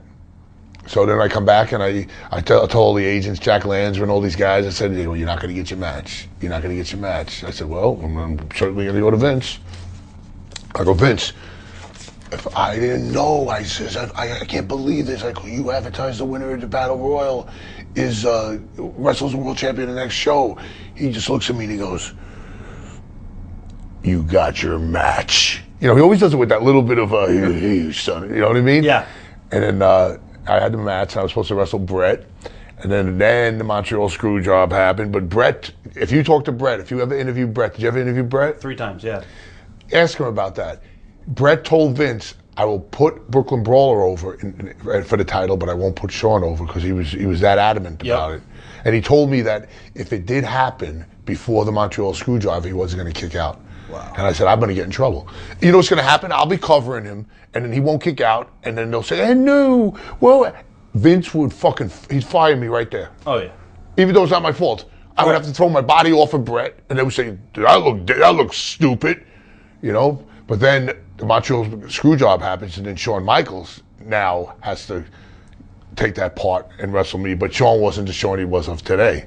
He was the guy who was like the rebel. Yeah. What was Shawn's attitude about working you at MSG? Well, when they went up to Shawn, a couple of the producers, and they said, well, apparently Lombardi won a Battle Royal in MSG, and then the winner of the Battle Royal wrestles the world champion. Shawn, how do you feel about this? And he, like a little kid, he goes, can you super kick? Can you leapfrog? Can you do this? Can you do that? I'll do anything you want. Right. And that match turned out unbelievable. So he's all business. It was the first day of DX. We had China and Triple H there. It was like Shawn would do that thing. I'd rock him on the ropes. He'd come, I'd clothesline him. I'd turn around. I knocked Triple H off the apron. China would come in. She'd give me a Frankenstein. It was like great, man. It was like my whole family was there. It was sold out. Whose idea was it for you to come out to New York that night? The office did it. The office did it. Okay. They do it on their own. Talk about your backstage responsibilities for WWE over the years and how they changed. Well, I wrestled for 17 years full time, and then for 15 years I was a television producer. So what I would do is I would do interviews like this with celebrities, like if they did GM spots and stuff like that. Right. And I would do like international. I'd have a camera with a teleprompter, and I'd have them plug international markets, and I'd have them. We do little commercials. I did a LifeLock commercial with Mark Henry, and all different stuff like that. I did cold opens. That's the thing that got me the most, the cold opens, because they would say shoot Ambrose with his face darkened on one side and have him walk into the light and do this and do that. Then I go and watch the pay-per-view and I see all the cold opens. I say, I shot that, I shot this, I shot that. But the thing that bugged me the most was I was sending all the tapes back to the office. They were editing them, putting it all together, and saying, "Here, Vince, we got it." You know, so you get no credit. No, zero credit. And I don't think Vince knew I did all that stuff. I don't think he knew any of it. Talk about talk about producing and running the promos for the company. What makes a good promo? What makes a good promo is inflection. It's convincing through your eyes. You look at someone's eyes, you can tell if they're full of shit or they're telling the truth. Inflection, like I always say, if The Rock said, "If you smell what The Rock is cooking," or "If you smell what The Rock is cooking," it's got to be a roller coaster like that, and you got to know when to take the dip and when to take the raise. It's an art. It's I think harder than wrestling. Who were the most natural at cutting promos when they were trying to get into the company? Oh, Cena. Cena was really a natural. Rock wasn't at first. Kennedy was very good. MVP was very good. There was a few ringers. Was there ever anyone who impressed you in their promo skills that were you surprised didn't get a job? No, because everyone that impressed me in promo skills did get a chance, even if they didn't last. Talk about working with Harvey Whippleman, Bruno, behind the scenes. Oh, I traveled with Bruno for over 20 years. He's a good guy. He was a driver. He loves to drive. He would drive like 12 hours instead of flying 1 hour. You know, because he's. Did he not like flying, or?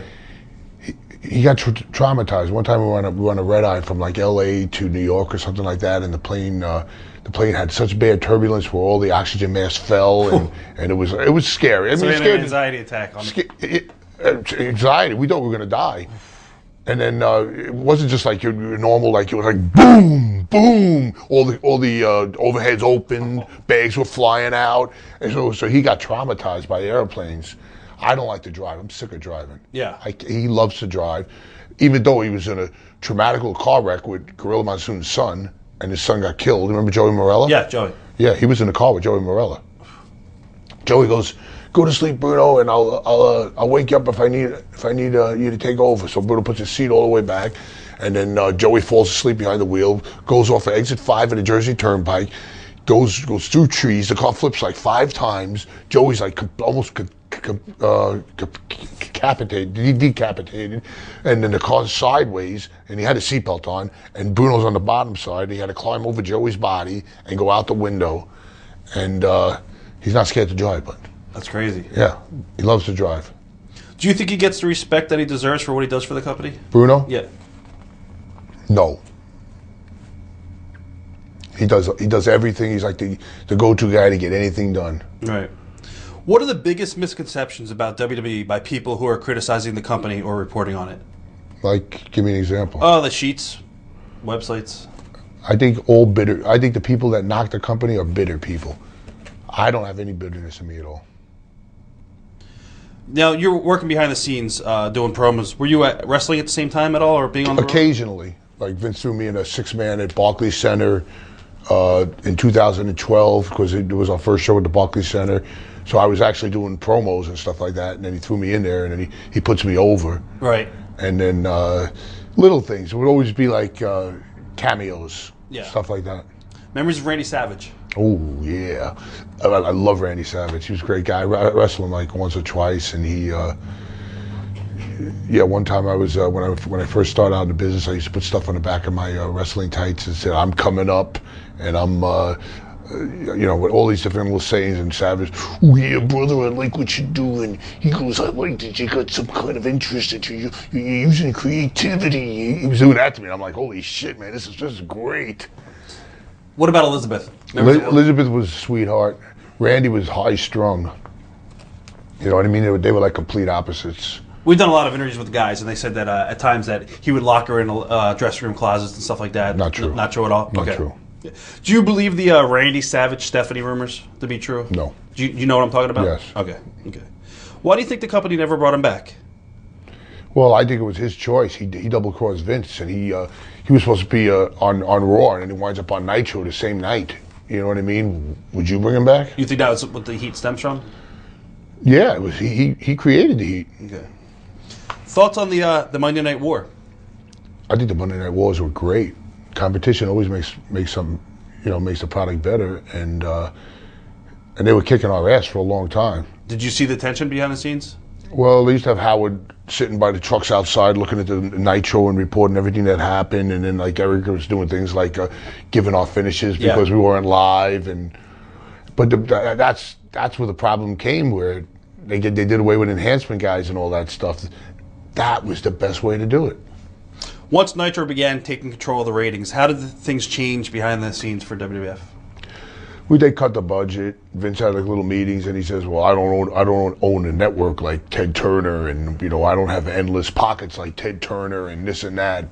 But then what did we do? We went Attitude Era, I believe. Yeah, I was going to ask you. Decision was now made to go full blown with the Attitude Era. Thoughts on the era of the company? Oh, the Attitude Era was great. That's when we started booming, and Turner couldn't do it because his station wouldn't allow that. Right. So we had him. Before the Attitude Era became part of the mix, how did people within WWE look upon ECW? ECW was like a cult following. ECW was like, I'm not going to say minor leagues, but like almost like it wasn't respected like it is today. ECW came into work a couple shows for Vince. They did the Raw in Manhattan Center. What are your memories of those nights at some of the Didn't guys? they just sit in the first row or something like that? No. Sandman and a couple of the guys? Well, that was the angle they did, but they also did a couple matches when Paul was doing Barely Legal. They had Little Guido wrestled Stevie Richards. Oh, yeah, I remember I was supposed to cut promos with all those guys, and then like Sabu said to me, Paulie said, "Don't do anything for you guys." Paulie was playing like a... Right. Paul was playing like a little bit... Paul said he never said that. Right. But he probably did. Yeah, probably did. Yeah. Memories of working with Steve Austin and what he brought to the table. The only things I did with Steve Austin was cameos in the back. I didn't actually have a match with him. Steve Austin was huge. I loved the idea that Goldberg was in WCW and Steve Austin was in our company. Yeah. And Steve Austin could work circles around Goldberg. What was he like outside the ring? Very, not edgy, but not, put it this way, if I asked him to do a promo, once in a while he'd blow me off, but he was a nice guy, but just a loner. Always on his own, you know what I mean? Always outspoken. Like one time he called Vince and he says, "I quit," or something like that. Right. And then when he was the ringmaster, he hated it, and until he came up with that Stone Cold deal. But I mean, I tell you, he was a working machine. When you ask guys to do promos and they blow you off, was that for? It wasn't obvious for TV. It was for other spots and stuff. It's not that they don't blow me off. They go, "Okay, I'll try to get to it later." Because a lot of guys don't realize the value of it. It's TV time. Exposure. It's insane. Other guys like Miz, Cena, they would always come right in. You know what I mean? And other guys I could never get in. I don't want to even say the guys that I wouldn't get in, but like I even told Jericho that, and Jericho understood that because I gave him shit a couple of times. You know what I mean? I told Jericho, I can't go back and I can't tell these people that you don't want to do anything. I'm going to put heat on you. Yeah. I said, I'm not like that, but most guys would do that. Earlier on in the interview, I had you compare Bruno, Pedro, and Backlund. How would you compare Hogan, Warrior, and Austin, and what they meant to the respective eras of the company? Hogan was one of the boys. Hogan was the first. Hogan, to me, had the biggest pop of them all in the 80s. He was huge. Austin was business. Austin probably made the most money. I would say Austin made more money than Hogan, but I think Hogan actually was more over in his era than Austin. Who was the third one? Warrior? Warrior was, he was over. I would say I would go Hogan, Austin, Warrior. But Warrior was over. Believe me, I'm not taking, because you give me three powerful names here. Yeah. So, but Warrior was over. Memories of working with The Rock on Raw in 2000. Oh yeah, I remember that. That was awesome. That was awesome. That was Andy Richter's friend, Tommy. He used to be a writer, and he came up with the idea, and Rock loved it. He says, because Stephanie and Hunter says, well, you got to start from the beginning again. The man you had your first match with. And then I came out in the garden, you know what I mean? I still got a pop. That's great. You know what I mean? But it was all right. Memories working with Hunter, and you pinned him on Raw. Oh, no, it's SmackDown. SmackDown, okay. He was business to do it. I think when he looks in hindsight right now, he wishes he never did it because it lives forever. And he was great about it. I mean, he had me and Kai and Tai come in.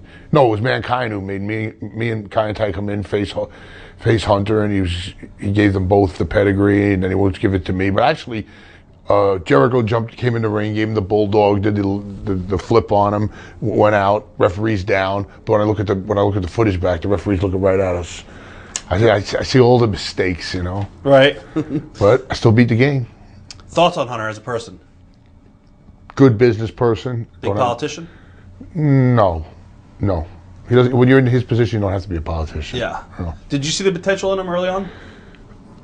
Yeah, I didn't like it when he was doing that English gimmick, and he was a lot thinner, and he was a lot. Yeah, when he finally hit with DX and all that stuff, that's when I started seeing this guy's going to be a star. What are the best things he brings as a leader for the company behind the scenes today? That he was one of the boys. How do you think he's grown and changed since coming to power in WWE? I think he's becoming a mini Vince. Without a doubt, workaholic. Yeah. Were you shocked when he and Stephanie became a legitimate couple? Not really, because anything could happen. You know what I mean? How do you feel about them one day taking over the company? I think it's inevitable. Yeah. How do you think they will compare to Vince or even Vince Sr. in the way they run the company? I think it'll be different. I think it'll always be successful, but I think that the stockholders will look at it like Vince was the brains, like he was the main guy in the whole company. What does Stephanie bring to the table as a leader? Stephanie's brilliant. She's like Trump's daughter. You know what I mean? Like when she talks, you can just tell she's like right on. Yeah. You know what I mean? Stephanie is smart. I know Stephanie says she's like 8 years old. I watch her grow. She's just. If I had a $1 billion business, I would want Stephanie in a big position. Thoughts on Shane McMahon returning to WWE?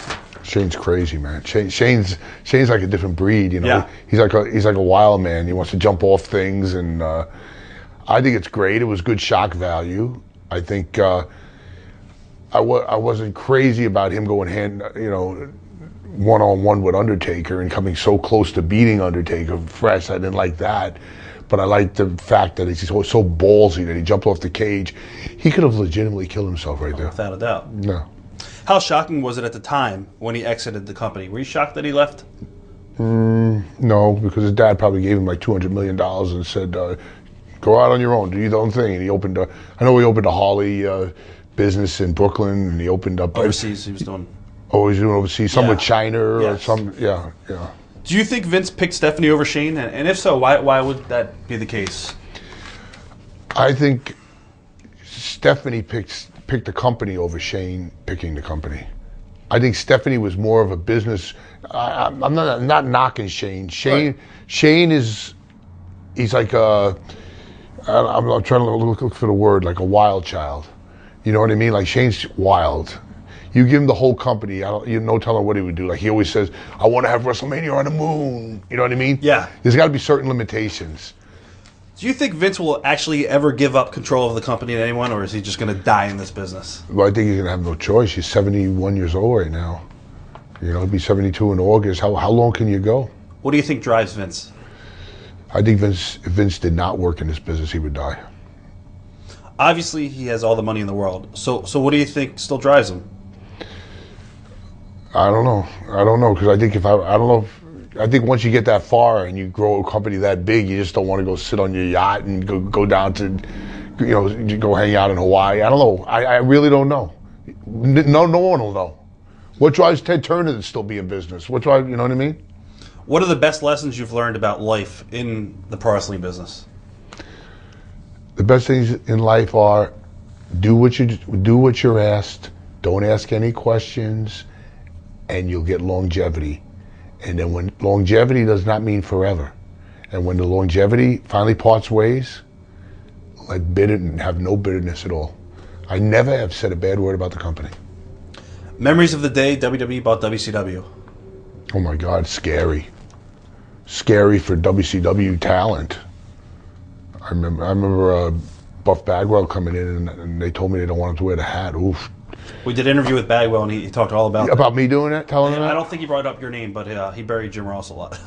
Yeah. Yeah. But he didn't want to wear that. No, the company comes to me and says, we don't want the hat on him. We want it to be a different identity. I says, you can't wear the hat. He goes, that's my gimmick. I am the hat, this and that. Right away, he can't have an ego. Yeah. But, I don't think he thinks it wasn't me. I didn't make the decision. Don't shoot the messenger. Memories of working, well, I guess what was your reaction like within the company when that all happened? It wasn't scary for me because I knew with my job. You were secure. I was secure because I had more people coming in and they're going to need more help. Do you remember working the gimmick battle royal at WrestleMania 17? Yeah, I do. I wasn't Doink, I was Kimchi, wasn't I? I think so, yeah. Would you have preferred to work it as a Brooklyn Brawler? Probably, yeah.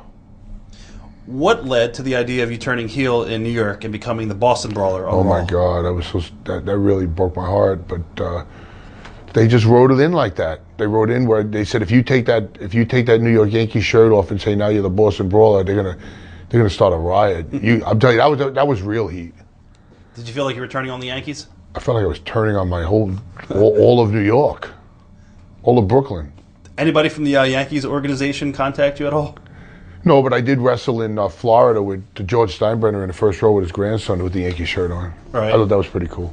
Now, you said you've always wanted to work in front of the ECW crowd at the arena. I want to work in front of there like more than ever. You actually got to work, even though it's not the same thing. You got to work with Kurt Angle on ECW. Yeah, but that was the obviously. Bootleg ECW. Yeah, exactly. Tomorrow's like the really, well, even though it's not ECW anymore. It was the same feel, and it's going to be the same type of crowd reaction. And because they just like, and I asked Paul if they would like me. He says I would be a natural fit. Oh yeah. And Eric Bischoff told me that it's going to be the perfect place for me. Without a doubt. I want to produce. You know what I mean? I want to.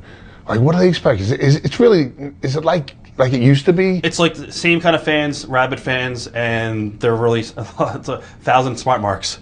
Yeah. So yeah, and they're definitely gonna pop for you huge. So yeah, but I mean, they didn't want to see like you come out with a bat, like Terry Funk with the barbed wire around the bat. And no, it's not gonna be that crazy. They don't. Yeah, they kind of toned it down a little bit. But you could throw them outside, run them into you're just gonna be a novelty there, and I think you're just gonna get over just on the fact that you're the Brooklyn Brawler, Steve Lombardi at the ECW arena. It's like a holy shit moment. Because that's the same arena that Paul Lee ran. Yeah, right? yeah. It's where he did all his TVs out of and everything. It's what. It's like it's my vision quest, like that movie. Yeah. I got to do it. It's gonna be awesome. Thoughts on John Cena and his work for the company? He's a machine. John Cena's a machine. John Cena's an animal. He has a connection with the people. His work is not like Shawn Michaels, but he gets the people. He draws money. Why do you think so many fans rejected Cena for such a long time? And why do you think fans reject Roman right now? Do you think it's because he was forced down their throats? Yeah. If I force a steak in front of you, and I force a steak in front of you, and I don't want steak, leave me alone with the steak, even though the steak might be delicious. You cannot force somebody to do something that they're not ready for. They have to make the decision on their own. Do you feel it's harder now for baby faces to be legitimate baby faces now? Yes. Why is that? Because I feel that the baby faces today get forced. The same reason. I think it's a lot easier to be a heel than a baby face. How could you tell somebody to love you, but you can certainly make somebody hate you? It's true. It's true. Do you blame the internet for that, or do you think it's just pro wrestling has lost the foundation it used to have? I don't like the internet in general because I think the internet's a bunch of fucking geeks sitting behind their desk and they can say anything they want and then it stays there forever, even though it's not true. It's bullshit. It really is. I agree. And we can't call them on it because they're hiding. Yeah. They're like these little fucking bookworms. Exactly. Like everybody's had things said about them, and you know damn well this wasn't true, that didn't happen, that didn't happen. But you can't tell nobody, and then there's gonna be 1,000 people that say, "Oh yeah, but I read that." Exactly. Trust me, I know. Bullshit. Trust me. I know the whole deal. But it's bullshit. It really is, and I can totally relate to it. It sucks. Favorite memories of him personally and professionally? Famous a memory of me and Undertaker is we're doing a double shot, and Vince has a private plane, and it has no door going to the pilot's what do you call that? The cockpit. Right. We're all drinking, we're having a good time. I go up to the pilot and says, "What's the odds on me flying this plane?" And the co-pilot goes, "Why not?" He got up, he let me sit in the seat, and the pilot goes, "Turn it every so slightly, the wheel to the right." I did, and the plane turned a little bit to the right. Then I'm ribbing Taker, Kamala Taker, and everybody. You can all see because there's no door. So I'm going like this, and I'm pretending I'm hitting the buttons and this and that. And Taker looks at me, and I look back, and he goes. And if you ask Undertaker to this day, he will tell you, Brooklyn Brawler flew an airplane with me in it. That's awesome. And then another great thing with him was that I got to wrestle him. Not many people could say that they faced Undertaker in the ring. What was it like? Oh, Chills? not so much chills, like the great, like the lightest touch, the most seasoned veteran you could ever be in a ring with. Memories of working Raw Goes Old School against Ezekiel Jackson. Oh God, I remember that. He was a good guy. I remember the exact match too.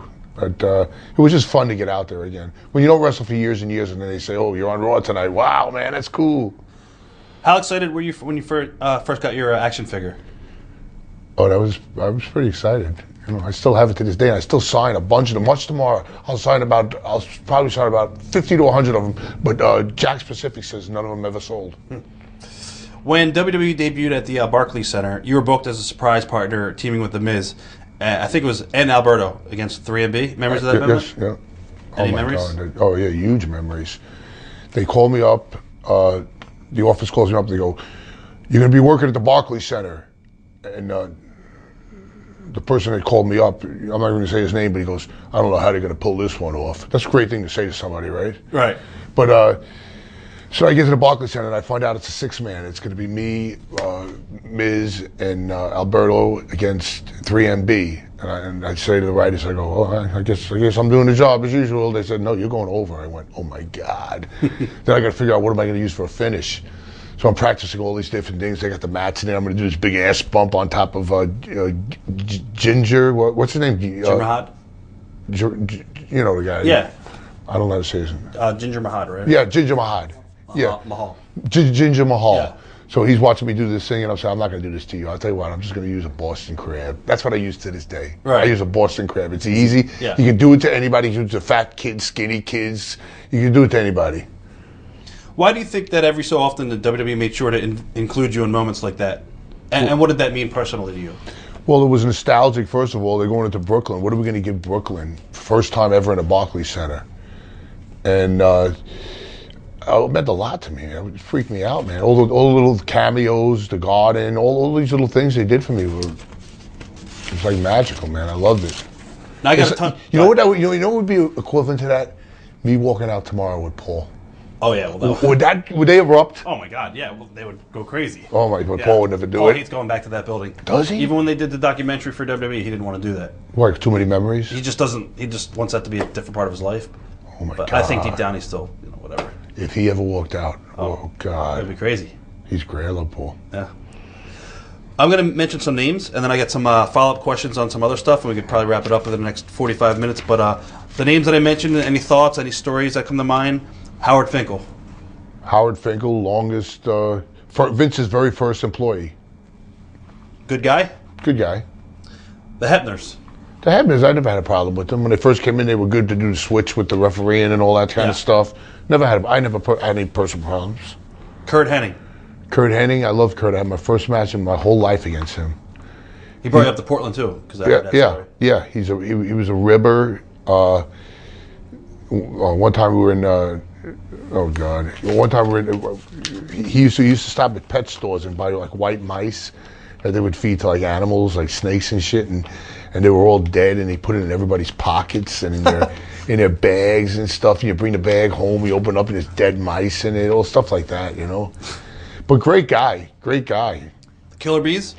Brian and I just seen his partner Jim Brunzell. Jim Brunzell, from Minnesota not long ago. Good guys. Jimmy Snuka. I love Jimmy. I shared rooms with him. I traveled with him. I had discussions with him, And yeah, he was a character. What are your thoughts on everything that's going on right now? If you want to say, if you don't want to say. As far as what? The trial with him. Going back they're already making it go away because he's got Alzheimer's. He doesn't even know his own name. Yeah. I talked to him about it. It didn't happen that way. I don't even know what they're saying. It's his wife that he marries 25, 30 years later that writes a book. And then what you do, you contradict your husband's words. It's crazy. Coco Beware? I was just with him. He's okay. He's a little bit, I don't know. He's got some issues, you know what I mean? Like this lawsuit thing with the concussions and all this bullshit. I mean, didn't the lawyers call you up and ask you to be part of that? Who? Didn't somebody call you up and ask you to be part of the lawsuit against WWE? Yeah, I told him I would join it, but I'll go only on WWE's side. Yeah. He goes, why would you say that? I said, because you asked me to join a lawsuit without asking me if I ever had a concussion. I said, it's so frivolous. But they said, it's the same lawyers that sued the NFL. And they said, well, the NFL acted that way too, because they said, that would break the company. Oh, yeah, without a doubt. It would change the whole business. But it's not true. I know. It's not true. And I would go on the stand, and I would tell them that Vince cared about everyone, and he certainly changed the whole procedure for testing. With the wellness. Yeah. Jake Roberts. Jake had some demons. Good guy. Every time I see him now, he hugs me and everything, but he had a lot of demons. Out of control back in the 80s? Not really quiet. He was like a quiet drug guy. He wasn't like a loud, obnoxious drug guy. Were you into the party scene when you traveled? Just drinking and stuff like that. Sam Houston. Oh, I seen him too. He was in jail for a couple of years, and he was okay. I liked working with him. He was talented in the ring. Owen Hart. Oh, I loved Owen. Owen was a great guy. I worked with him as Blue Blazer. I worked with him as Owen. He used to call me Barrel Chest. And he, just a great guy. Hercules Hernandez. Oh my God. I'm with Hercules Hernandez in Europe, and he used to double us up in rooms and shit. And Hercules would be out all night long, come in, and I'd hear him come in, and in the morning you got to be at the bus at like 8 o'clock or 9 o'clock, and I'm getting ready. I'm saying, Herc, get up, man, get up. And I look at him. He's completely naked, pissing straight up in the bed. I'm going, oh my God. So what do you do? Do I go downstairs and stooge him out? No, I try to fucking sober him up. But he's saying to me, I'm not fucking, I don't care. You know what I mean? It was crazy then. But you didn't get fired back then. Ronnie Garvin. Ronnie Garvin was very greedy, not greedy, he took too many privileges in the ring. He would beat you up. He would take liberties with you? Not with me, with anybody, with any enhancement guy. He would like really be real stiff in the ring. But if he did it today, I'd beat the fuck out of him. Tony Atlas. Okay, he's funny, but he's way out. He's a good guy. A little out there. He's probably the one that's going to watch this. Did he ever make you walk on him? No. No, but he's got a foot fetish. Oh, yeah. He admits it. Dynamite Kid and Davey Boy. The Dynamite Kid and Davey Boy were good. They always took care of me in the ring, and I shared rooms with Dynamite before, and Dynamite was the one that would never get up to go to the bathroom. He would just tilt his body to the side and piss on the floor, because I would hear it, like, and I knew it. It was a regular thing. Right. That's why I always gave him that bed. Junkyard Dog, JYD. I wrestled him a bunch of times. He was a good guy. He was over. Superstar Billy Graham. Oh, Superstar. I wrestled him too, when he did the karate gimmick. He was okay. He had a few issues with the company over the years, but I always liked him. George Steele? George Steele was okay. Wrestled him too. Michigan State Fair, 60,000 people. He throws a chair at me when I go outside, and my whole body turned black and blue from neck to the bottom. Oh, wow. I'm telling you, he almost killed me. Blackjack Mulligan. Blackjack Mulligan, didn't have many dealings with him. Haku? Haku wrestled him many times. Good guy. Ricky Steamboat. Oh, Ricky Steamboat was the man that when I was an enhancement guy, and we were doing TV in Allentown with Reading, and then Ricky comes in, and they put me with Ricky, and Ricky gives me the most competitive match. And he's the first guy to ever like really give me something in the match, and after he did that, all the other boys started doing it. So he started that. I just seen him and his son. Every one of these people that you're mentioning, I just seen. At a convention? Yeah. David Sammartino. I haven't seen him. His father and him don't get along very well. He had big shoes to fill, he couldn't fill him. Tito Santana. Tito, good guy. Just seen him too. Good guy. He's a school teacher now, and his wife's got a good job. His kids became lawyers. He's doing really good. He told me, "What's your secret? You're not aging." I said, "Believe me, I'm aging." Big Boss Man. Big Boss Man was a good guy. He liked to smoke a little bit of reefer. He used to say, "I got a monkey on my back. I got a monkey on my back." That's what he used to say to me all the time. Nikolai Volkov. Good guy. I travel with him a lot too. He used to cook in the room. He had like a hot plate, and he would cook all these meals in the room. Real good meals too. Right. Tony Garea. Tony Garea was a good guy. Saved his money. Guy who never got a push, but probably has more money than most of the top guys. Brutus Beefcake. Brutus Beefcake. I was just seeing him too. He wrote. He was with Hogan all those years, and anytime Hogan did something, he took care of Beefcake and this and that. And I got nothing against him. I had nothing good or bad to tell you about him. Hillbilly Jim. Great guy. Rene Gallet. Very old now. I seen him. Yeah. I seen him, man. He's like 88 or something like that. Sid Vicious. Oh my God, time bomb. I mean, he was to me he was the only guy that was more impressive looking than Hogan at one point. Yeah.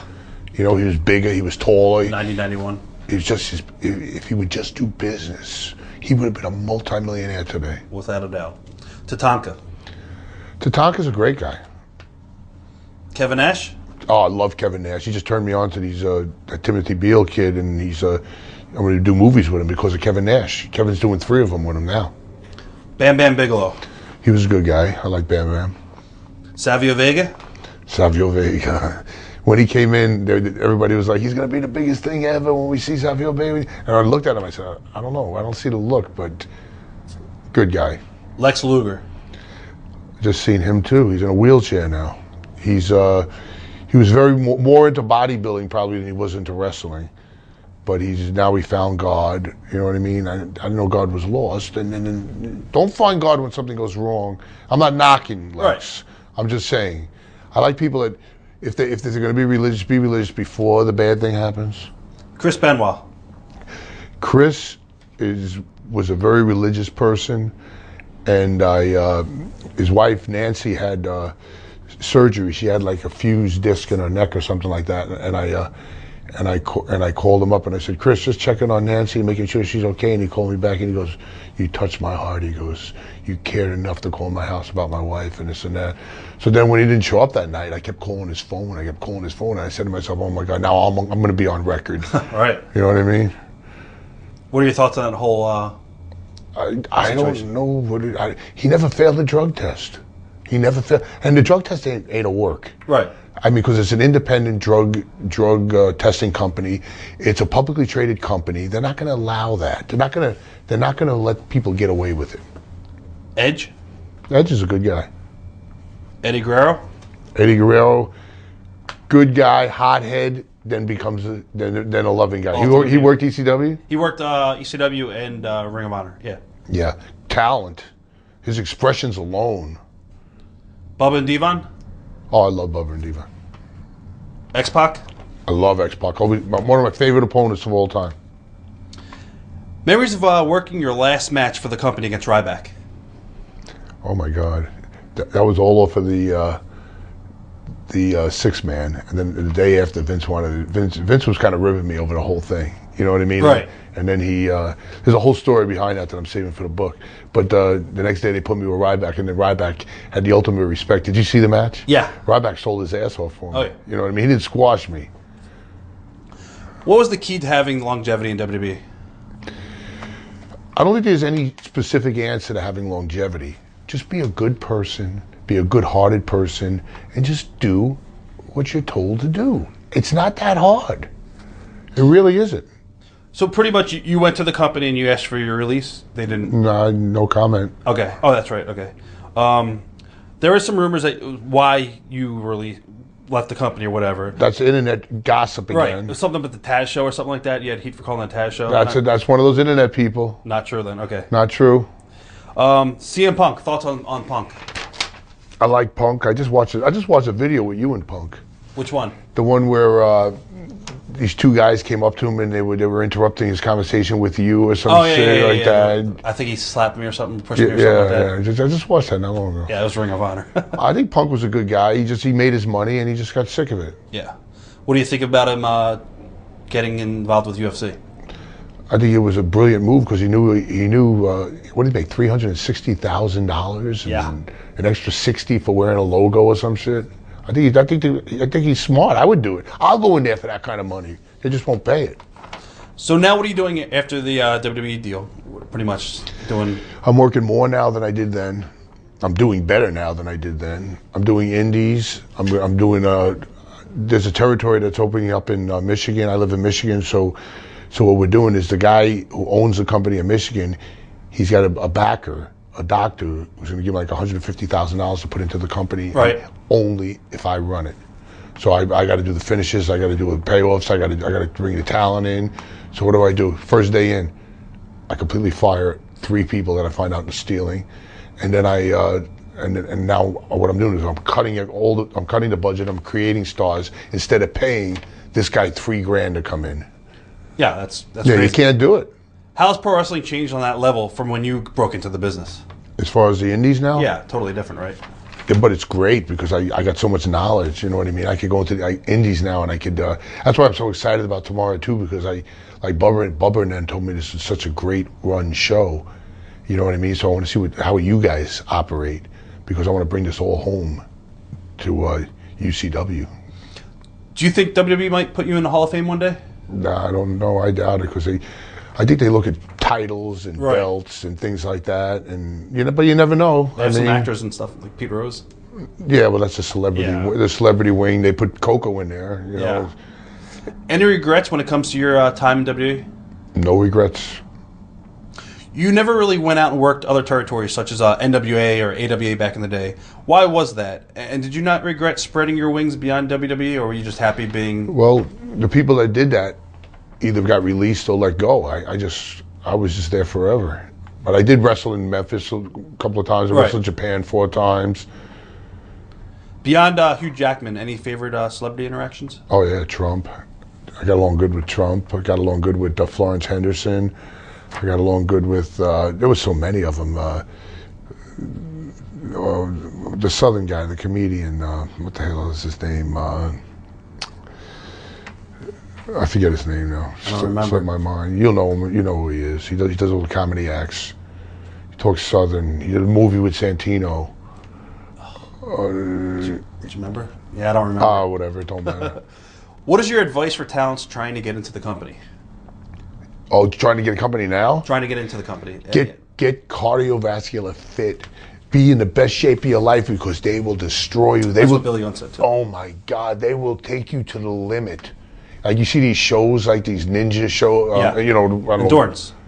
Endurance, and then after you're all blown up and you can't take it anymore, then we're just going to start.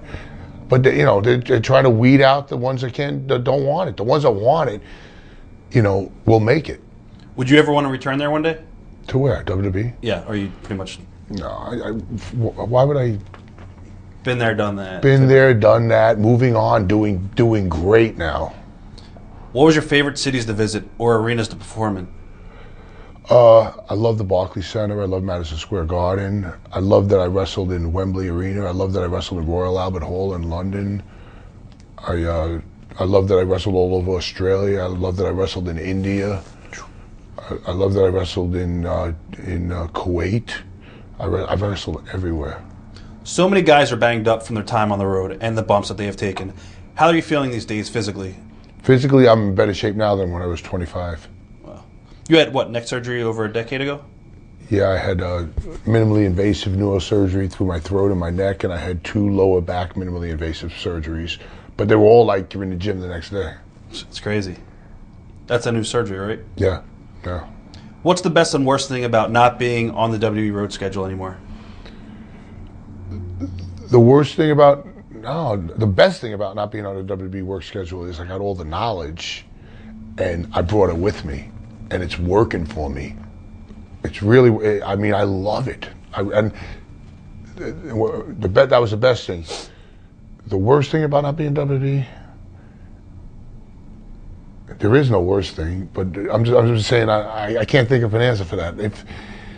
If I didn't take the knowledge with me, that would have been terrible. If I never had the mind to develop the knowledge from the WWE and grow with it, but they don't even realize what they did. They taught me everything. All right. They taught me everything. Anyone you wish that you could have wrestled that you never had a chance to wrestle? I never wrestled Cena. That would have been fun. I can't remember. I kind of wrestled everybody. Yeah, pretty much. From A to Z, Abby to Zabisco. What message would you like to send to your fans who have watched and supported you over the years? The message I'd like to send to my fans who watched me over the years is, thank you. I appreciate it all, and it's not over. Look for me in the movies, read my book, and watch where I go. In closing, what message would you like to personally send to the McMahon family? I would send them, if I had to send a message to the McMahon families, I would say thank you very much. I appreciate everything that your entire family has done for me. I have no ill feelings towards your family. You've gave me 32 years of employment. I have no bitterness. I will never say a bad word about the company. And just thank you. Thank you for the memories.